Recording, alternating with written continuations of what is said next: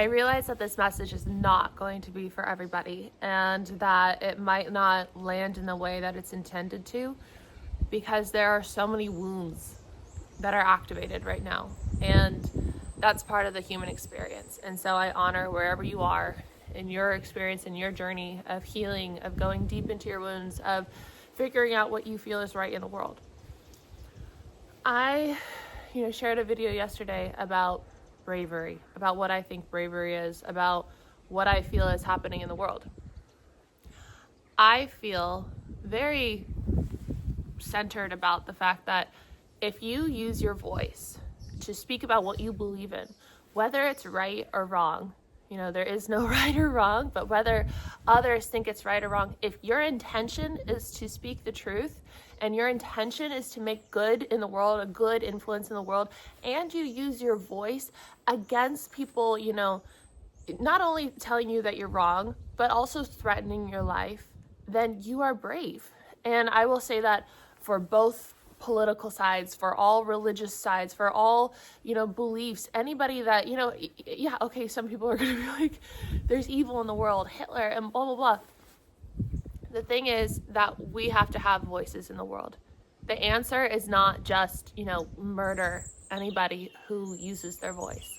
And what I feel about Charlie Kirk is that, he's a conservative. He was using his voice. His thing that he said in an interview was that he wanted, if he were to leave Earth, he wanted to be remembered for his courage to, share what's in the Bible and to share his faith. That's, to me, honorable. Whether I believe in his faith or not, the same way that he does, I think it's very courageous to stand up to the world and do that. I've shared on my platform once, because I don't like to give too much energy to this, but I've received threats from sharing on my platform. I've received death threats. It takes courage and it takes bravery to still show up when there's that potential. And so I feel that is a very fair thing to say. The issue that I see with the world right now is exactly what I also mentioned in that video, is the divide and conquer. It is allowing ourselves to be controlled through division. I've had people reach out since yesterday, also for the past few years, like even since 2020, saying, this is why you're not in my wedding, this is why you're, and it's interesting to me, because when I look at, this isn't a political debate. If you feel the need to do that in the comments, go for it, but that's not what this is about. When I look at different policies and whatnot, I can see both sides. And I've always, for a long time, I felt very frustrated by that, where I'm like, why can't I just have firm beliefs about this is right, this is wrong? But I like to surround myself with people who feel differently in my perceived reality, in my circle, and also, people that I follow. I follow some very conservative people who, are vocal about that. I follow, a sweet farmer girl who really believes in Jesus. I follow people who are world travelers who are super liberal and, push the vaccine and all this stuff. I like to see the different ideas so that I can find myself in it.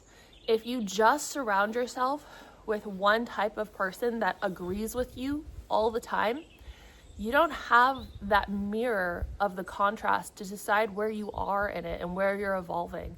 I was feeling one way at one point in my life, and then I started dating someone for 4 years who had very different, beliefs and ideas about the world, and that challenged me and allowed me to go deeper into why do I believe this? Where did this come from? And do I feel really clear about this? Is this really me, or is this what I was conditioned to feel? I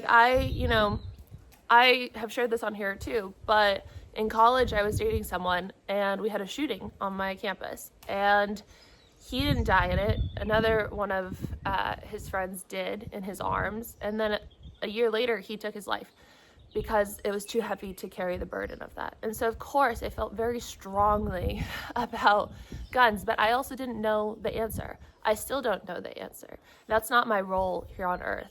What I feel that my voice is here for, and that what I feel called to share about, is going deeper.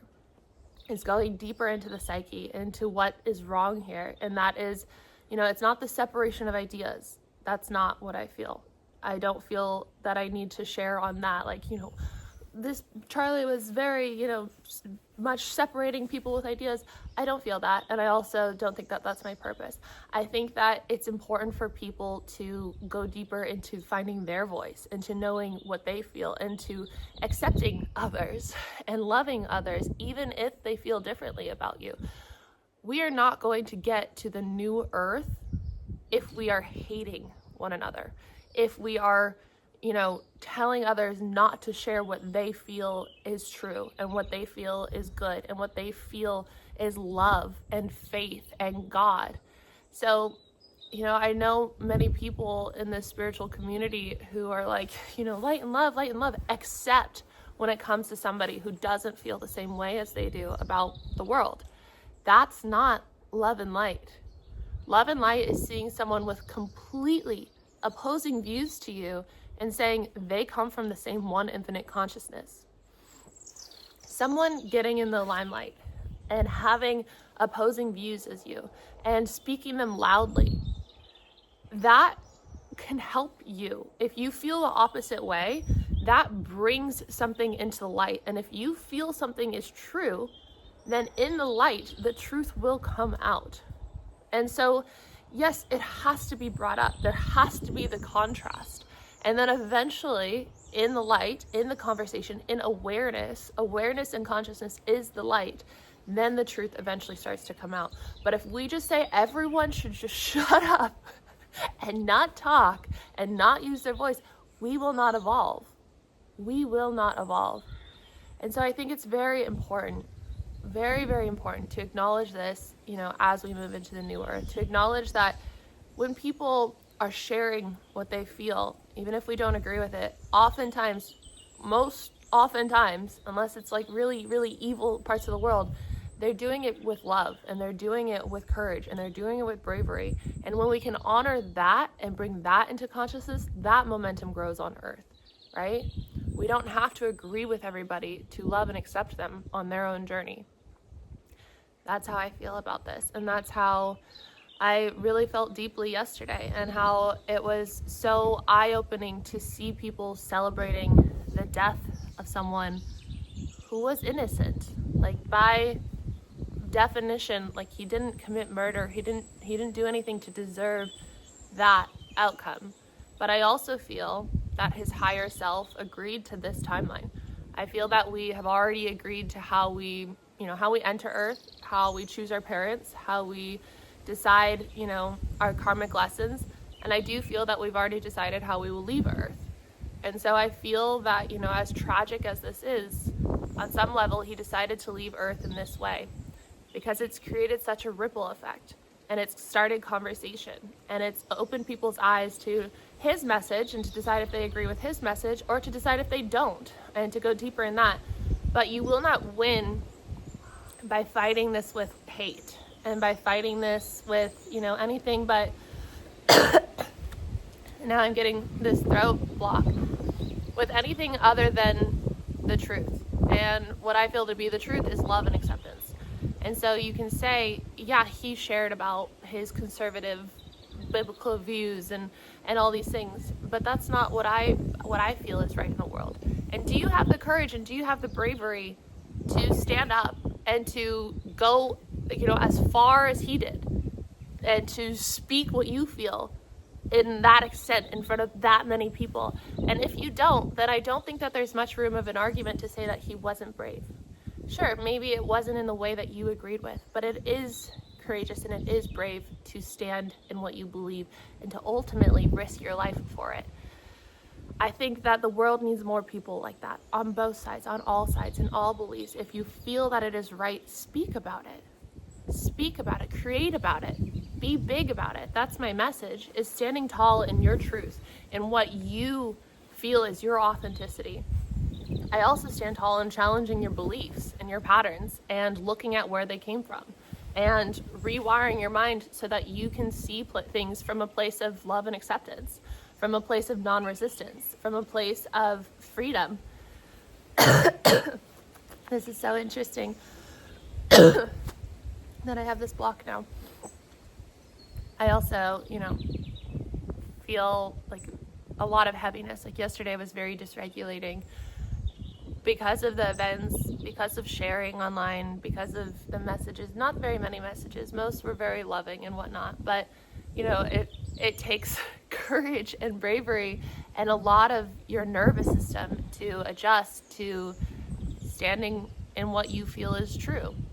And so I hope that this, if anything, inspires you to be louder about what you feel, not with hate, not with fighting your family and fighting your friends and fighting people online.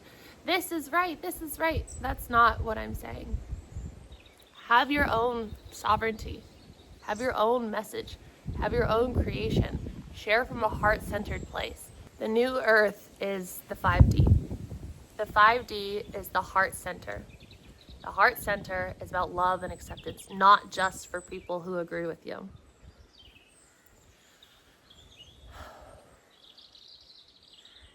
I think that this, with his higher self agreeing to this life path, I think that this is part of the big shift, and we've been feeling the big shift coming. We've been talking about it a lot on this channel and all over, We felt it with the eclipse. We felt it with all these things happening, the isolations, the voids that we've been in. And then there's this chaos. And the chaos is what shakes up things to offer the contrast, to offer people to find themselves. It's important to have a mirror in front of you to see yourself, to see your wounds, to see how you react, how you shut down, or how you open up, or how you feel about things. But, attacking other people, that's your wound. That is a wound. And you have to take responsibility for it. And maybe you're not ready, and that's okay too. I feel this, just heaviness in my chest, in my solar plexus. I feel this collective heaviness. But I also have a lot of, I don't want to call it hope, but I anticipate that we're moving in the right direction.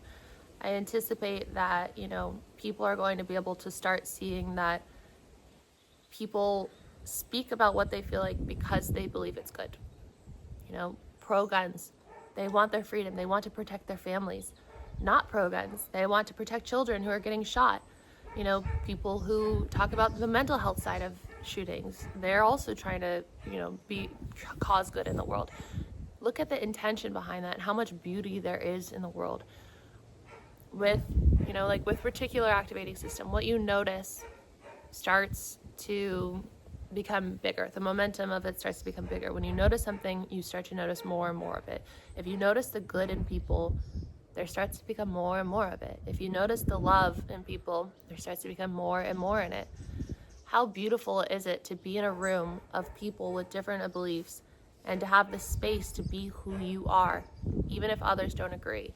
The saddest thing is when people have learned to be a shell of themselves because they have not been accepted for the way that they feel. Not just about these worldly views, but just about themselves, right? And so, yeah, of course, there's going to be the argument of well, he didn't accept people of different beliefs and blah, blah, blah. That's not what this is about. That's not what this is about. This is about acknowledging yourself in this and acknowledging where you stand in this and acknowledging that you can accept people for voicing different things. And that's how you make a difference in the world, is from being from that heart-centered place and moving from there, and also standing up for what you believe in.